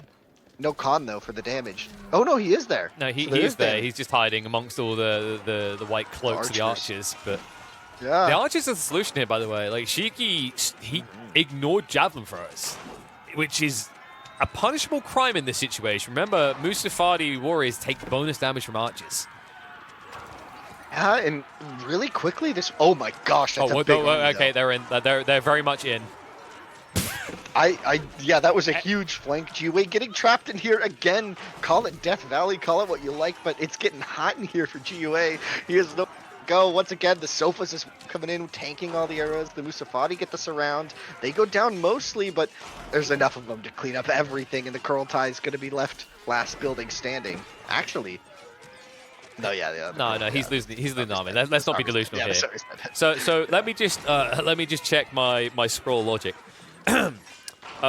Musafari Warriors, archers. Archers get bonus damage against Musafari Warriors. Therefore, they counter them, Winston. Tough though, right? They're fast, they're elusive, they have high base damage. It's kind of like a lose-lose relation, right? Like no one comes out of those trades like super happy. Everyone gets dead at some point, right? Everyone gets dead. Everyone gets killed at some point. But yeah, that was insane. I mean, the Musafari count for Shiki did go down a lot. He was at 40 just 2 or 3 minutes ago. The archers from GiveUA did get a lot of value in that exchange, so I don't think he should be too concerned. He just needs to get numbers up quickly because the marimba is playing its tune, and yeah, it's going to be tricky. He got the horseman back up there though. You know what the crazy part is though? Like I feel like okay, we're just gonna take a moment to admire this, but the interesting part is actually I feel like GiveUA was trading well, not only until the Sofas arrived, but until he stopped moving the archers. Right, like when he was manipulating that choke point, the archers were actually trading well against the Musafari Warriors. I think he might have even come out with a few units still alive if it wasn't for that. Yeah, no, if the flank hadn't been so like severe, like Shiki was just on every angle. So yeah. If the flank hadn't been that good, it definitely could have been a good trade. So I don't want to just say outright that GiveUA is making the wrong units, for example, but I mean it's getting tight. The Musafari are strong. Wait, hear me out. You can trade with enemy markets, right? Yes. So so Shiki, let's talk about those traders right now and the fact that there's a silver tree in the southern corner. No, why would you do that? He would just see it and pack up the silver tree. Yeah, but you like grab one trade. Like check the vision on a silver tree. It doesn't really see until you're quite close. Just one trade. Like you make it sound as like you make this argument as if it's not infinitely better than what he's doing right now in that corner. I mean, I guess that's right. like on paper you're not wrong, but in theory you're just so wrong. Like, oh, it hurts me. You're missing the mental game. You are missing the mental game here. Oh man, I guess so. like how would you feel if you saw that someone traded with your trade? Like you probably tilted. You're like, I need to answer this. It's like when someone builds siege towers outside your base. You're like, you piece of. Siege towers are the ultimate BM. Exactly. Like I actually still think that there should be cosmetics added to the game for siege towers only to begin with. You know, so I can just like a siege tower skin. Yeah, so I can customize them, right? To like be loads of different things. You can just have one that's just like somewhat like it's just a giant middle finger. I'd pay $20 for that. Oh. You don't say. There's a developer mind setting in. Oh, no. These horsemen who killed these are the horsemen, the same units who burned the pit mine in the north, and they're just getting loads of value as the traders walk into their death. But yeah, that wall. There's lots of value. That wall was genius from Shiki. Yeah. Because if GiveUA doesn't notice, it's not like the traders will stop themselves from dying. They will just keep going. If he just keeps queuing... Oh, no, he noticed. They're lemmings, basically, is what you're trying to describe. They are lemmings. Yeah. This is a big force, though. I mean, GiveUA, it's a looming threat right now. Now, Shiki does have quite a lot of Sofas. Spamming kind of not bad, but like I don't know if it's enough to clean up this many Sofas in itself. It's really going to depend on the Manganel shots. Like, if The Musafari are actually quite fragile. They don't have a huge HP pool, so if you land a huge shot, The it villagers, will though. go down. The villagers. Uh-oh. Most of them lived on that side at least. Now the clash is going to come out. Manganel's looking for the strike. Defensive arrow used, and remember the Khan is here. So there is a boost in terms of attack damage in favor of the Mongols. And those Manganels are completely untouched. What is happening in the back there for Shiki? His army was this is pure doing death. the dance. He can't get man. round. Like, even if he gets through the front line, the damage is already done. He needs to get out. Not sure. I mean, the trade is really good for GUA. I just don't know. I don't see a way for Shiki to like really turn the fight unless he can find a way to kill the siege, which is going to require spring ults, which is just going to slow down a lot of the army. Like that's kind of what Shiki was relying on, was a lot of that mobility earlier to get those big flanks. And as soon as you start, what are those? Where have they been? Wait, was that those are the villagers that built the castle? Yeah, maybe they just got the retreat order. Did he wall himself out? No, I don't know. They were going somewhere. To hell. Nowhere fast, as someone says. That was a great fight. The armor arrow was well timed. Like the Curltai came into place just in time, buffed up the Manganels, buffed up the archers, buffed up the front line, kept them alive with the heals. Like really demonstrating the power of the Mongols, like strong timing in the mid game, and why some of the players that we've been seeing in tournaments and ladder games starting to favor the Curltai, especially when you already have the gold from trade income. The stepper out feels less and less useful compared to just this absolute monster of a landmark in the Curltai. One cool thing you can do with the Curltai in that situation, like you can do with any building anyway, by the way. Like, you know, this is me flame Curltai again, but like he uses it as kind of a choke point, right? It creates these unnatural areas to play around. And think about how Shiki's meant to kill Manganels in this game. There's only one way, it's cavalry. But because GiveUA keeps playing choke points, he has no way of getting around the flanks. Instead, he has to headbutt the center and die for it. Speaking of which, though, I think this might work. It's close. He's got a lot of melee units. He's very dead. dead. Though. They're all dead. Like, just look at the military pop cap at the top. Don't be deceived, folks. Oh, boy. Oh, boy. The fight looked kind of good there for a moment, but the archers just kept pumping out the damage. And, man, GiveUA in a dominant position now. Oh, is that trade? Oh, we can't be allowing that today. Woodline about to be exposed as well. If only it had gone the other direction. That's true. If it had gone south, you know, see, these traders wouldn't be dead. You notice the south side has not had any sort of Mongol harassment. Unironically, it's Galaxy Brain right now. Like, that would have been so smart. But I don't know. I don't know if it would have worked. I mean, obviously, GiveUA would have reacted to it. But, yeah, it's just funny. It's funny to comment on that. As, yeah, I mean, even with the 4 relics and everything, and the Farimba pumping out units, it just hasn't been enough. Well, Farimba has a ceiling, and the problem is, like, you may notice that Shiki was missing something to hit that ceiling. He's only now getting Military Academy. Oh my gosh, he didn't have Mill Academy. Yeah, well, I mean, sometimes you have to learn the hard way. And Shiki chose the hard way this time. I don't want to learn when I'm playing the Malians. I just want to, well, kind of learn once, following the build order and just winning. I was told that's how Malians work. This is the easy Sith. Yeah, it's just you do one thing and you win. Or lose. He loses. And that means that GiveUA now on match point.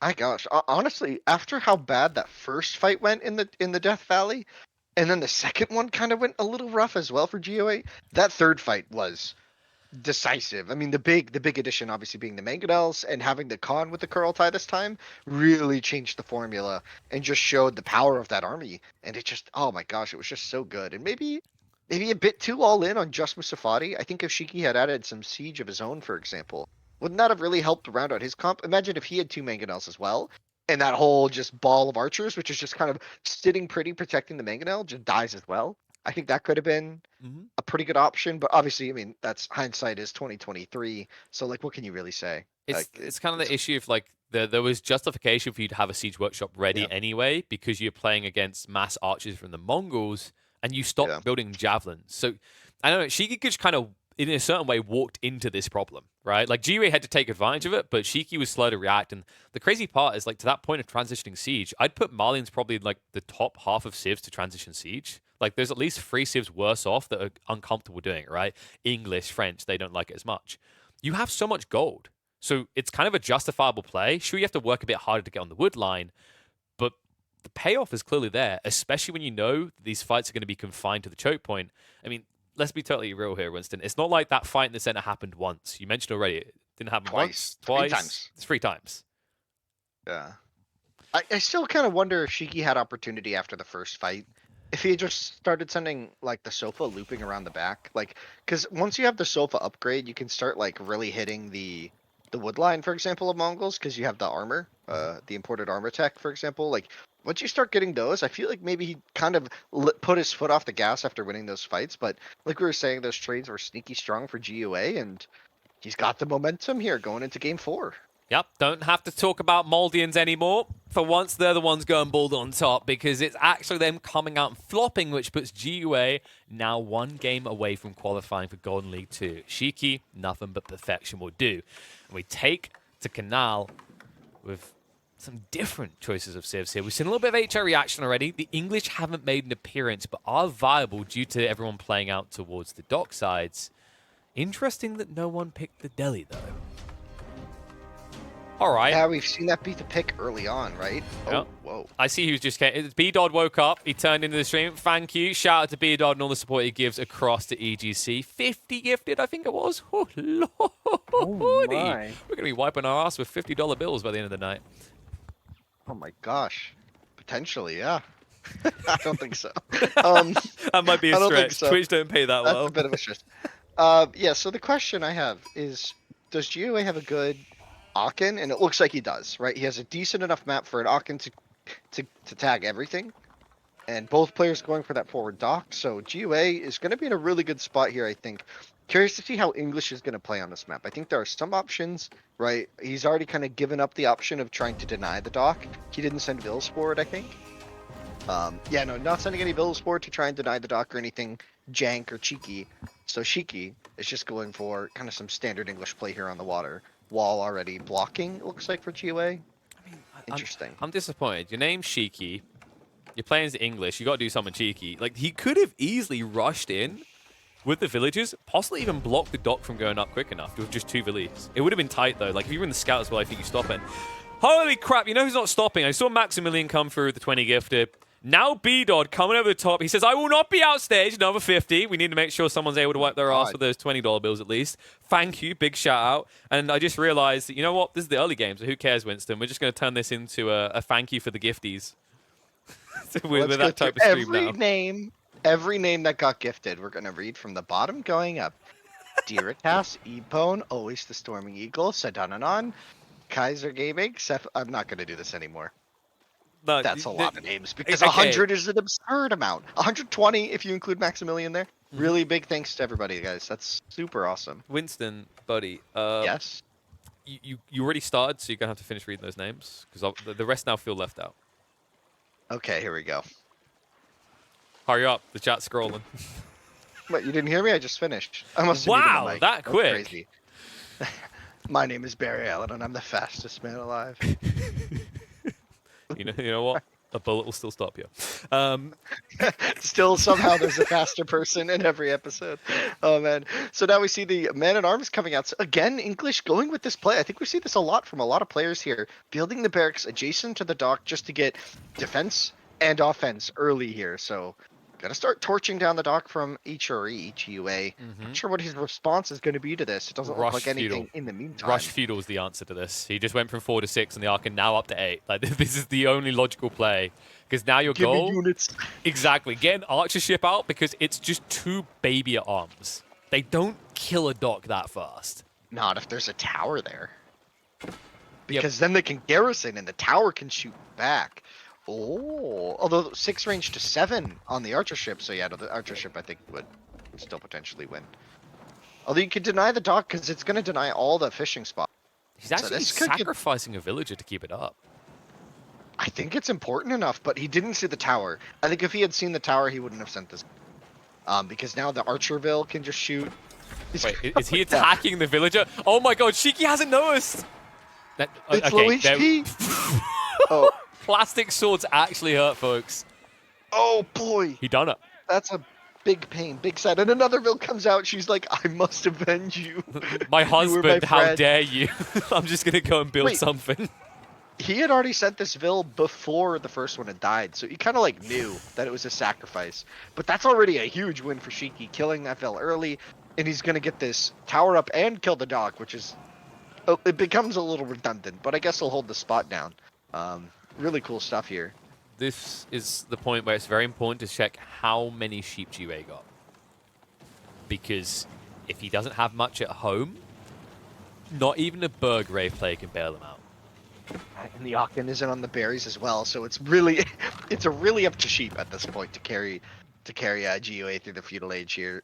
But he's like, wait, you want to do men at Oh arms? no! Let's do it. Wait, he's also not even gathering in range Oh of the my Aachen right now. But there's only 4 sheep left, basically. It looks like there's 2 there that he's gathering from. So That's let's. horrific. Oh. Wait, is that? Uh-oh. Okay, Yeah. that's double rat. Okay, yeah, GUA is just all in. Like the monkey noises are coming over at this stage. Just forward ape, send it, mass men at arms. Oh my gosh. I don't know, man. I think this is gonna hurt. I don't mean, know it's if his this only works, option. man. It's literally his only option here. I don't blame him for Is it. it? I mean, What else do you do your only here, option- Winston? I Like, think your only option is like unironically mass archers, because you know the council hall could be the follow-up, really? and you don't have food. So how are you gonna afford anything? You're not gonna ever get to a critical mass here. Oh boy, this is. I mean, maybe the man at arms are gonna be good here, but I don't know. I kind of think he needed an archer switch, but I don't know. I feel like there's any way to look at it. It's a rough spot to be in. You invested in this dock and get no value out of it. But Oh, but man. hear me out. Like you go archers as you're suggesting. Like longbows outrange you. You'll be attacked by naval vessels. You have no way of burning the buildings. Like he's gambling on the fact that there's going to be a delayed feudal timing. So maybe he Yeah, can I torch this guess. stuff and take it back. Yeah, I guess men at arms are basically the only logical choice at that point, but And can't you're playing afford- HRE. Why would you build anything but men at arms, right? Yeah, true. Chad at arms. So take the engagement. He does have the feudal upgrade over these Vanguard man at arms, so he will take a good trade. Although recently, I think a couple patches ago, right, where the feudal, the Dark Age men at arms were buffed, They buffed but the feudal armor. weren't. Yeah. So so you can take a slightly better trades here, even when you're down in age with English. He's back in. So tech up comes out for Shiki. Back in. Definitely damage done to It Geo's works. eco. But hear me out. You were building men at arms and you had no food. Now you've got Now you have food. access to food. More man at arms. More man at arms, right? You just gotta keep going. It just has to be more and more. Although there's still 8 on the field for Shiki, so it's not like he's gonna be completely cut out. And like you were saying before, you could always just add like an arrow ship here, and it would zone away stuff. And the English Bill, he's cowering against the wall and just gets obliterated. Oh my God. Did you see that guy? He got tossed into the river. I mean, he deserved Oh it. He my got gosh. hoisted on his own petard, right? Like, he built the wall, and that's the reason he dies. Yo, I love this! GA pulls the prelate. This was missing from HRE gameplay earlier on when it turned into Dark Fuel Age melee mosh pits. It's so effective in this situation. Yeah, and there's a Hulk being produced here. I don't think it'll come in time to defend the dock, but won't come in time to swing the fight. Although I don't think he needs it. I He's think got 5-on-5 still, I and think the prel's gonna go GA down. GA didn't build He doesn't have proxy another racks. one. Dude, the Aachen. Did he not The build a Aachen proxy is empty. racks? Yeah, but it's a crap Archon. Who cares? You already flamed the Archon, Winston. You don't get to praise it now.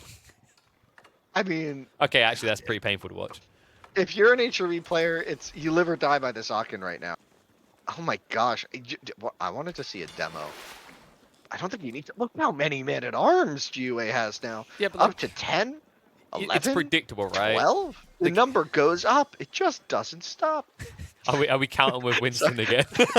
Yeah, sorry. It's my casting just evolves into counting. What the did he things on just the shoot? screen.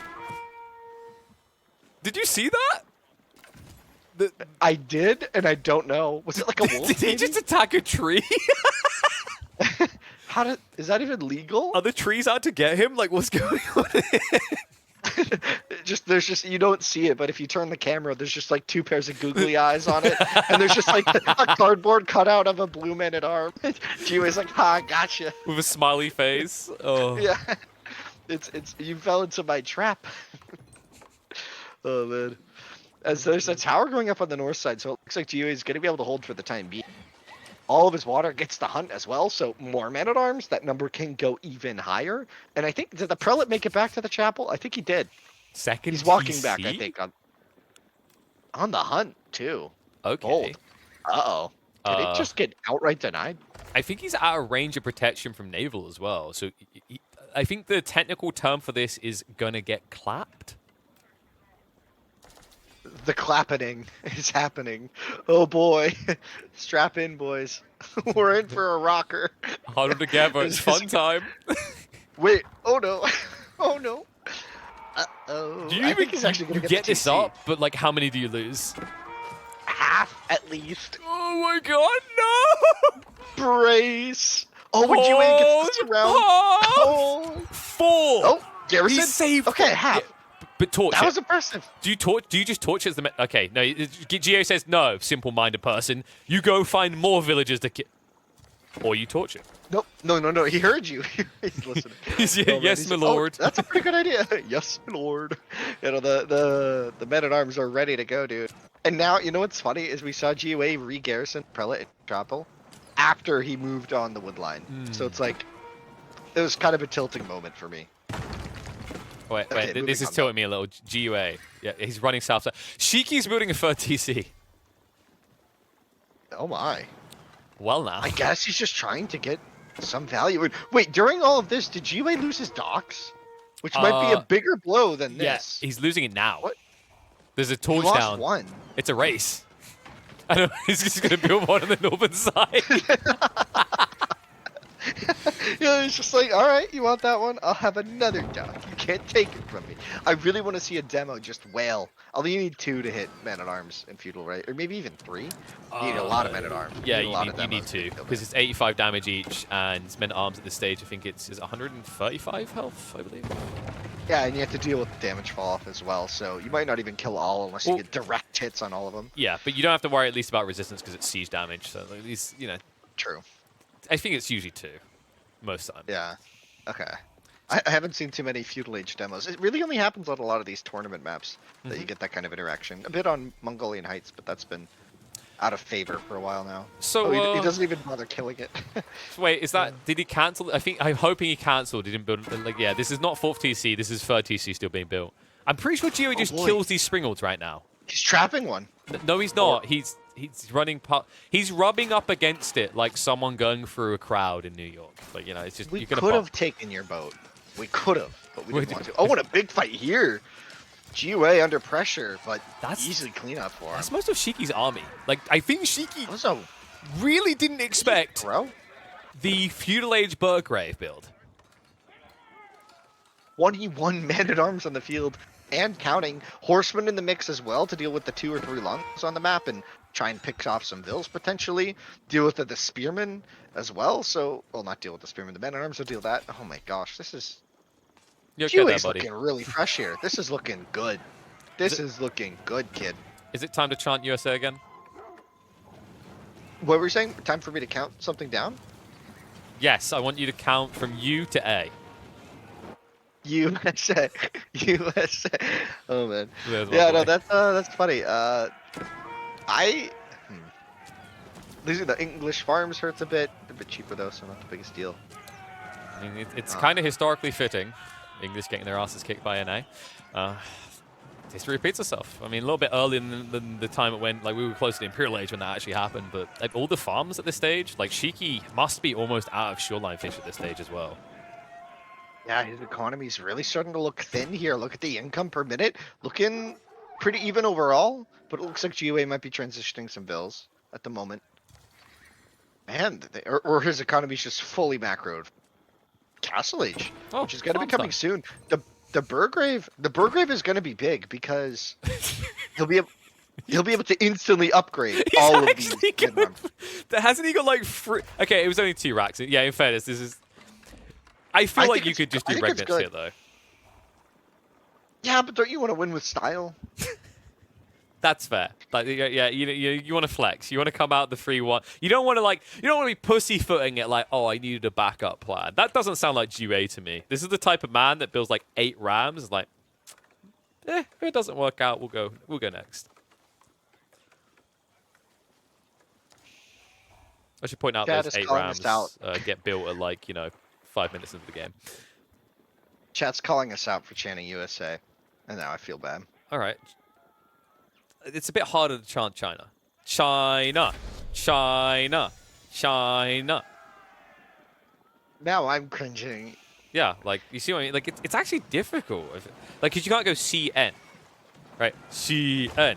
CN. See, it doesn't have the same ring. Yeah, but now you haven't made me more happy. But so hear me out. Like, I can't even do it for my own country. What am I gonna do?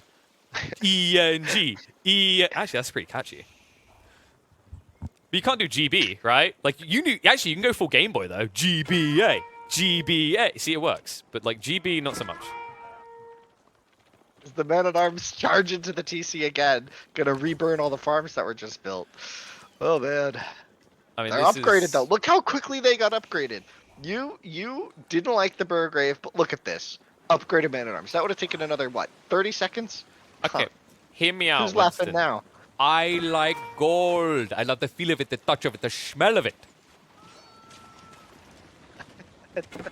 All right, that's and he good could to know. have had all the relics. They're actually spawned really far away, though. It would have taken quite some time. And you know, there's a fun fact about getting relics, and you have to spend gold to get that gold, right? That's true, and that means less men-at-arms. That means less men-at-arms, and Burgrave means more men-at-arms. So, like, I just think you need to think about it. If he can't see it, he actually can't see it. If he spots it, it's GG. Oh, I don't think he needs to spot it for this to be GG. Okay, no, this is now GG. He changed it to a white tower in vision. I mean, if it goes up, it'll defend him pretty nicely. He's got the ships. He's got the ships to help. No, he doesn't. They've gone on a break. I don't feel so good. They're on a coffee break. I don't feel so good. Oh, there's so many trapped bills. Okay, he lets him out. GiveUA gives him a bit of pity, as the Castle Age will be thoroughly denied, fully denied, wholeheartedly rejected, 100% not allowed, and the men-at-arms go for a dive into the TC. Gonna mean a kind of okay trade for Shiki if you look at it from the side of someone who's completely delusional, because I mean, this game's just over now. There's just a string. Look at the Burgrave ant crawl. Look at him. It looks like a little ant hill, and Shiki recognizes it.